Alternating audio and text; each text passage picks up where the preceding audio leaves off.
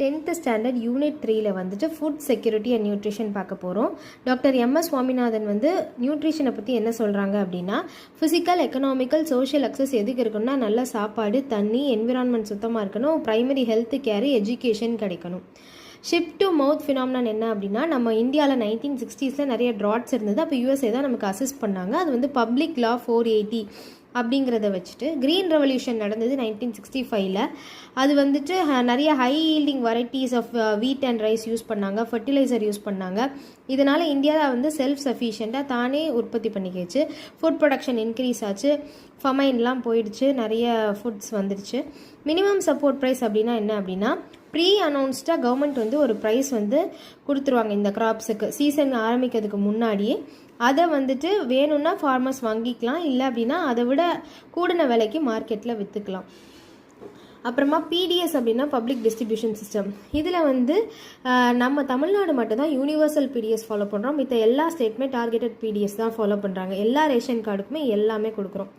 National food security act அப்படிங்கிறது 2013ல் pass ஆனால் கூட 3 வருஷம் வெயிட் பண்ணி 1 நவம்பர் 2016 தான் இம்ப்ளிமெண்ட் ஆகுது. இது என்ன அப்படின்னா 50%க்கு அர்பன் ஹவுஸ் ஹோல்டும் 75% ரூரல் ஹவுஸ் ஹோல்ட்ஸ்க்கும் ஃபுட்டு வந்துட்டு நம்ம பார்த்துக்குறோம். கன்சியூமர் கோஆப்ரேட்டிவ் சொசைட்டி அப்படின்னா என்னன்னா, குவாலிட்டி குட்ஸை கம்மியான விலையில் கொடுக்கறது தான் இந்த கோஆப்ரேட்டிவ் சொசைட்டி. இதில் வந்து 3 டயர் ஸ்ட்ரக்சர் இருக்குது. இதில் வந்து 94% ஆஃப் ஃபேர் ப்ரைஸ் ஷாப்ஸ் எல்லாமே வந்துட்டு இவங்க தான் ரன் பண்ணுறாங்க.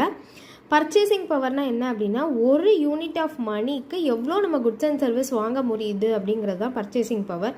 பஃபர் ஸ்டாக் அப்படின்னா என்னென்னா, சர்ப்ளஸான ப்ரொடக்ஷன் எல்லாத்தையுமே ஃபுட் கார்பரேஷன் ஆஃப் இந்தியா வந்து எடுத்து பத்திரமா வச்சுப்பாங்க, தேவையாக இருக்கும்போது கொடுப்பாங்க. New agricultural policy in India, இது வந்து 2018ல் சென்ட்ரல் கவர்மெண்ட் கொண்டு வராங்க. எதுக்கு அப்படின்னா, எக்ஸ்போர்ட் ரெஸ்ட்ரிக்ஷன்லாம் பண்ணுறாங்க ஆர்கானிக் அண்ட் ப்ராசஸ்டு ஃபுட்டுக்கு. அப்புறம் பார்த்தோம் அப்படின்னா மல்டி டைமென்ஷனல் பாவர்ட்டி இண்டெக்ஸ், இது வந்து யூஎன்டிபி ஓபிஹெச்ஐ வந்து 2010ல் கொண்டு வந்தது.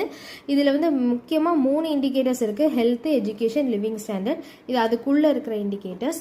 2022-23 ரிப்போர்ட்டில் என்ன சொல்லுது அப்படின்னா, அப்படியே டிராஸ்டிக்காக வந்து பாவர்ட்டி வந்து குறைஞ்சி இப்போ நமக்கு 28% தான் இருக்குது. நியூட்ரிஷன் டிஃபிஷியன்சி இதெல்லாம் நியூட்ரிஷன் ப்ரோக்ராம்ஸு, இது ஹெல்த் ஸ்கீம்ஸு. ஸோ இது மேஜரான ஹெல்த் ஸ்கீம்ஸு. நியூட்ரிஷன் டிஃபிஷியன்சியில் அனீமிக்கு, க்ரோத் ஸ்டண்ட்டு, அண்டர் வெயிட்லாம் முக்கியமான ரீசன்ஸு. ப்ரோக்ராம்ஸில் breakfast scheme, mid day meal scheme, ICDS, PM Gramodaya Yojana scheme, integrated nutrition programme, இது எல்லாமே வந்து எக்ஸாம்பிள். அவ்வளோதான், நம்ம வந்துட்டு இந்த நியூட்ரிஷனை 3 மினிட்ஸ்க்குள்ளே பார்த்து முடிச்சாச்சு. பை.